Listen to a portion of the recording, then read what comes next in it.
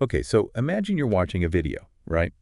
Maybe a favorite movie scene or even just something someone shared online. Hmm.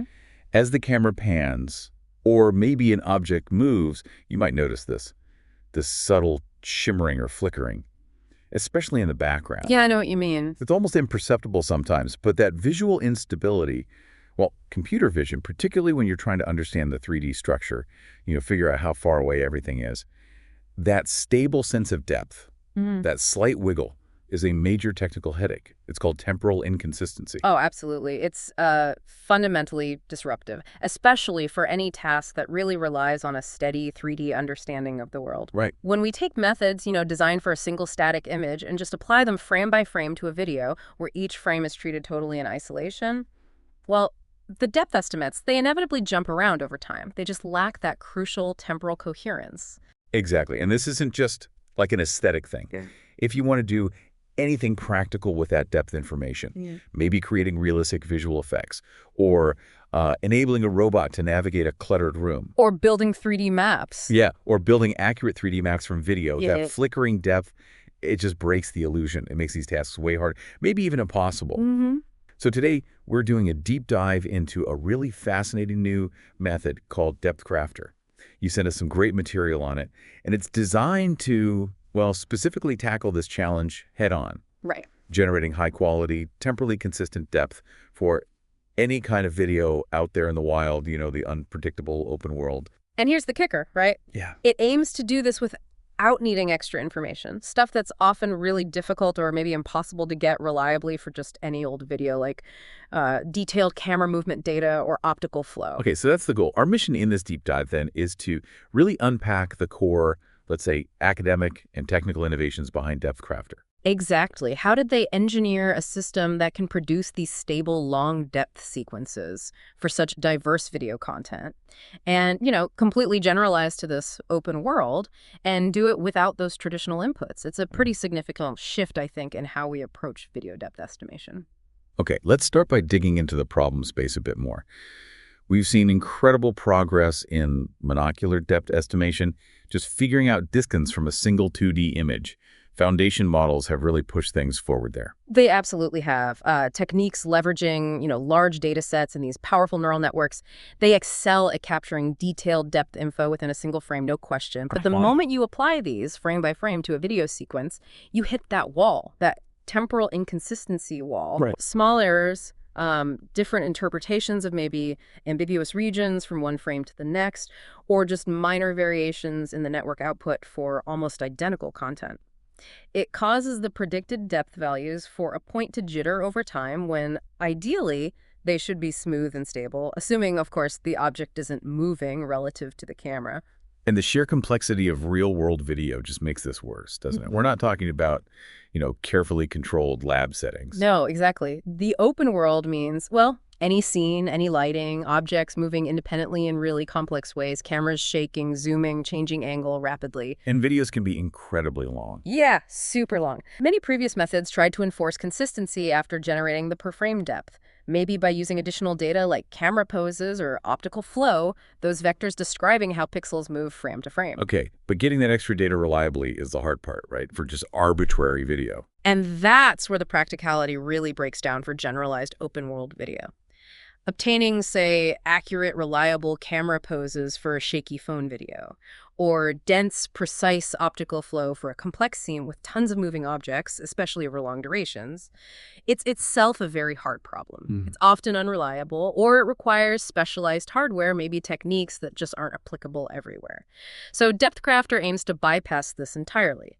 The ambition is to directly generate the stable depth sequence, generalized to this full range of open-world diversity and length, using only the video pixels themselves as input. Okay, this is where the core technical idea comes in.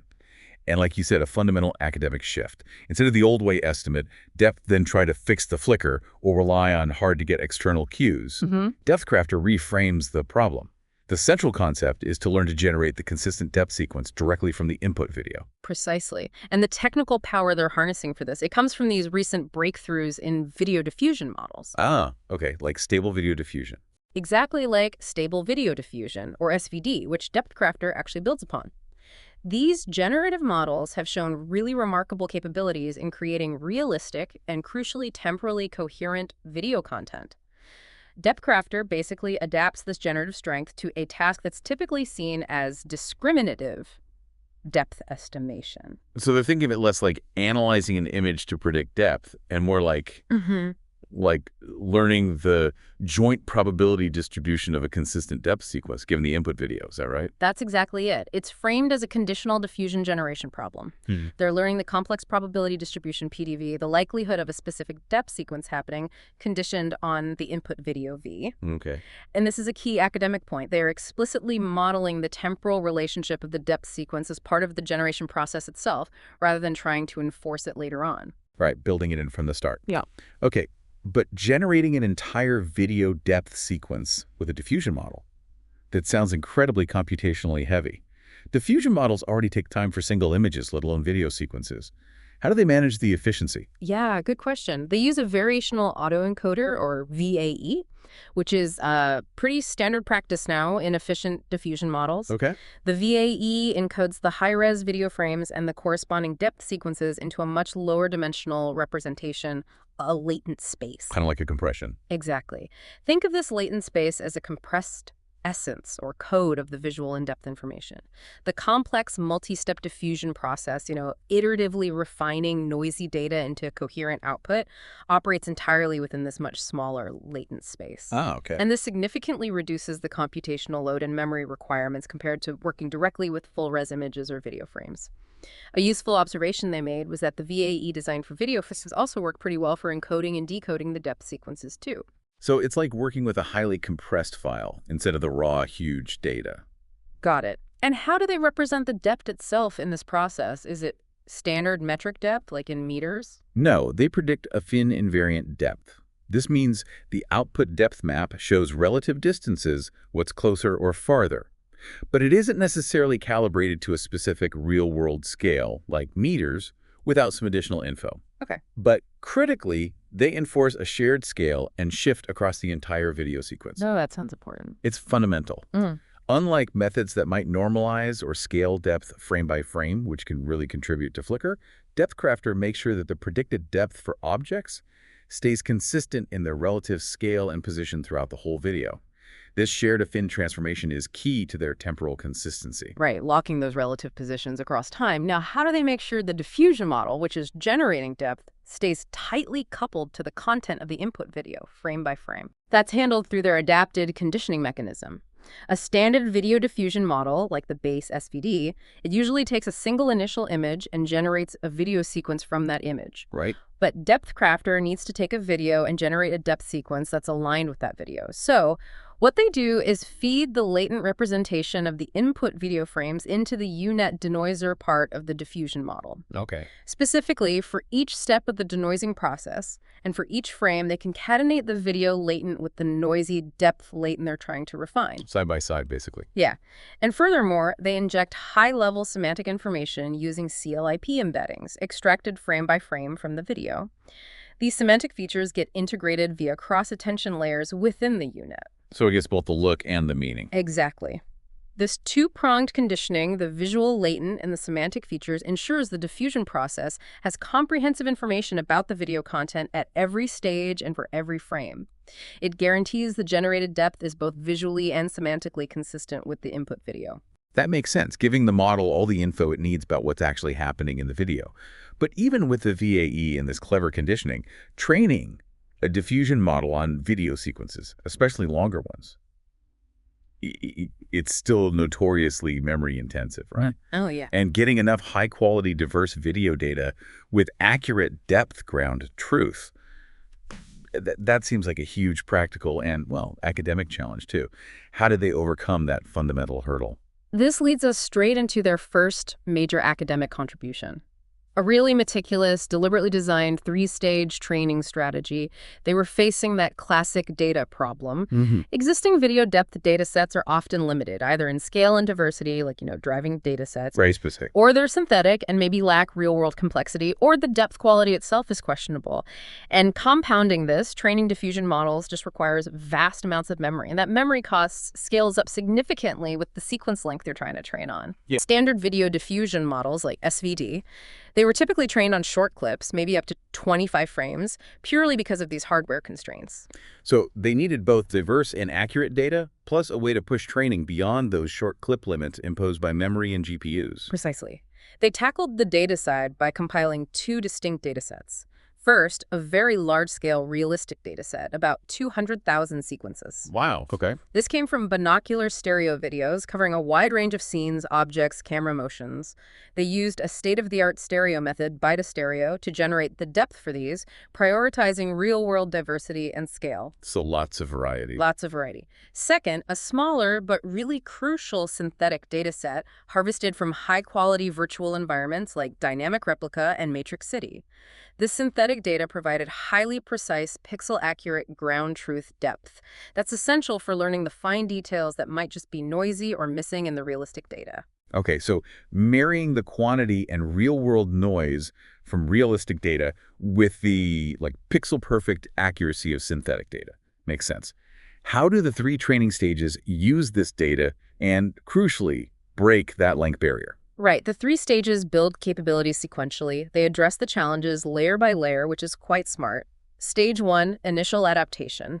They start training on the large realistic dataset.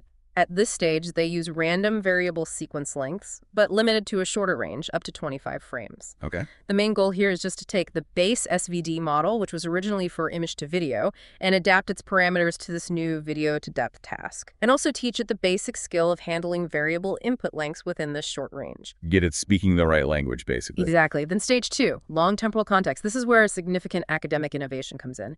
They keep training on the large realistic dataset, but now with significantly longer variable sequence length, up to 110 frames. 110, okay. Much longer. Much longer. And crucially, they only fine-tune the temporal layers of the diffusion model's UNet architecture during this stage. Just the temporal layers. Why? That's the clever memory-saving trick, because the temporal layers are the parts of the network most sensitive to sequence length. By only updating these specific parameters, they drastically reduce the amount of computation and memory needed for gradient calculation and backpropagation across these longer sequences, way less than fine-tuning the whole huge model. I see. Very targeted. Very targeted. And it allows them to train effectively with sequences much longer than the base SVD could handle. The academic goal here is to refine the model's ability to understand and generate depth distributions that are coherent and stable over these longer periods, specifically improving temporal consistency. Makes sense. And stage 3. Stage 3, fine-grained details. Yeah. Finally, they shift to fine-tuning on the smaller synthetic dataset.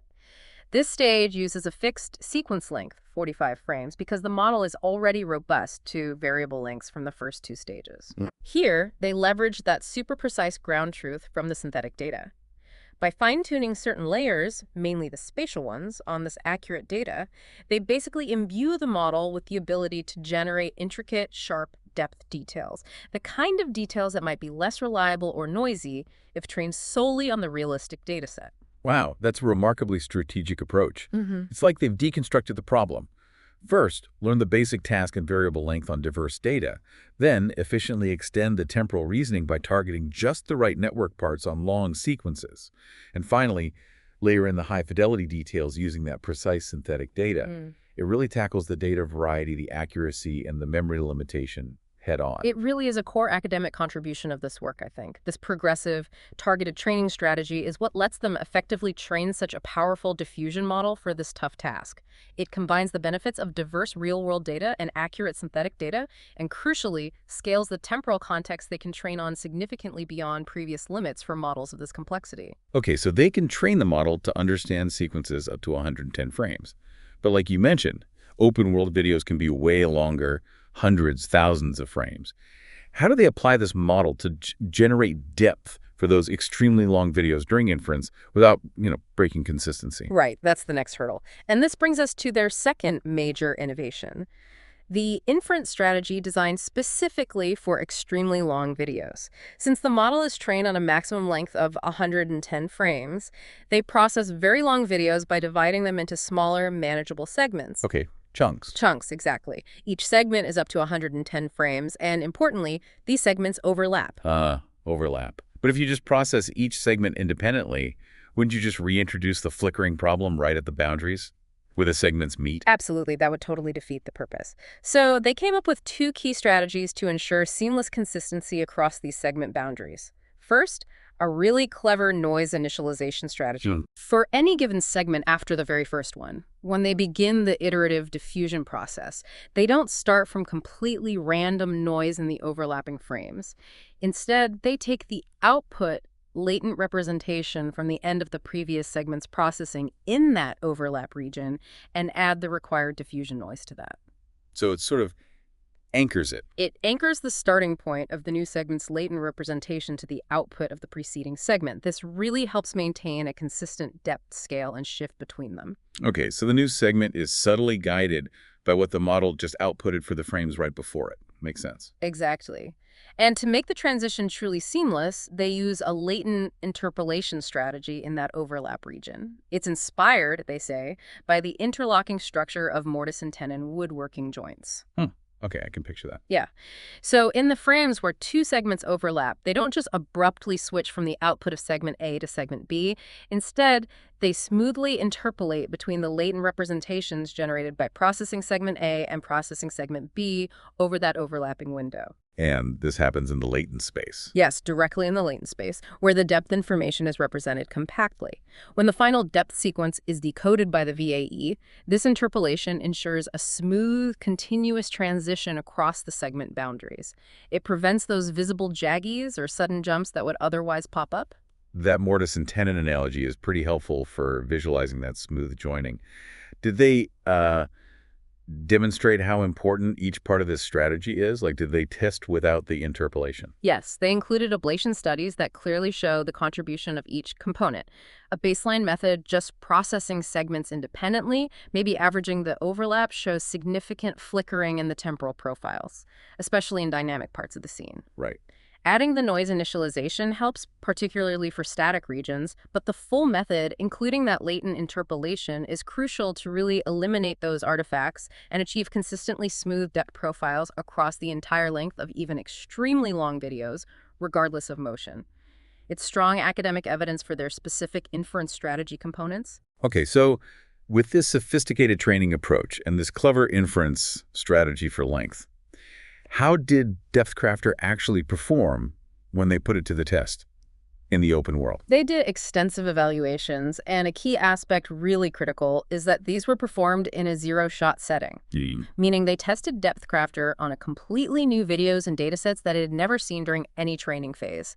This is the true measure of its ability to generalize to diverse, unpredictable, open-world video content. Right, it hasn't just memorized the training data. What kind of diverse videos did they use for these tests? A real variety covering different characteristics, synthetic datasets like Sintel, known for complex dynamic motion and precise ground truth, realistic indoor data like Scanit V2, which often involves camera movement but maybe static scenes, outdoor driving scenes with significant motion like Kitty, and dynamic indoor sequences like Bon. They evaluated on sequences ranging from about 50 frames up to that 110-frame training limit. Okay, a good mix. And for evaluation metrics, they use standard ones like absolute relative error, ABSREL, and the delta accuracy thresholds. Yes, ABSREL and ABSLRON are standard in-depth estimation. But here's another academically important point, specifically for evaluating video depth. They optimized a shared scale and shift across the entire video sequence to align the predicted depth with the ground truth for calculating those metrics. Oh, per frame. Not per frame. Many methods evaluate per frame, which can actually hide temporal inconsistency. By enforcing a single affine transformation across the whole video, they perform a much more rigorous test of true temporal consistency and generalization. That sounds like a tougher, but definitely more meaningful evaluation standard for video. Yeah. So how did DepthCrafter measure up against other state-of-the-art methods using this strict standard? Quantitatively, under this challenging zero-shot setting and with the strict shared scale shift evaluation, DepthCrafter achieved state-of-the-art performance across all the tested video datasets. They compared it to strong baselines, including leading single-image methods adapted to video like DepthAnything v2 and the Marigold Ensemble, and existing video-specific methods like NVDS and ChronoDepth. And the results? DepthCrafter showed significant improvements. It particularly excelled on dynamic scenes and those with notable camera motion, like Kitty and Sintel. For instance, on Kittia, they reported a substantial 25.7% relative improvement in the absroll metric compared to DepthAnything v2. Wow, a 25% jump. Mm. That's really significant in this field. And visually, how does that consistency actually look? The most compelling visual evidence, I think, comes from temporal profiles. You can basically pick a pixel or trace a line across the image and plot its depth value over time across all the frames. Okay. For methods suffering from flicker, this profile looks like a jagged zigzag line, just bouncing all over.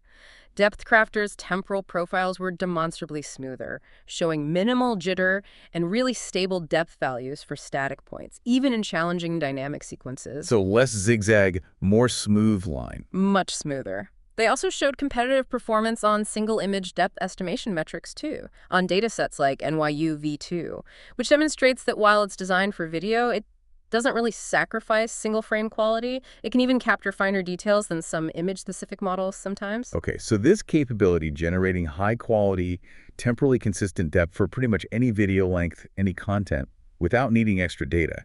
What does that actually unlock? What are the potential applications here? Well, having robust, stable 3D information directly from video opens up a lot of downstream possibilities that were frankly limited before by flippering depth. Like what?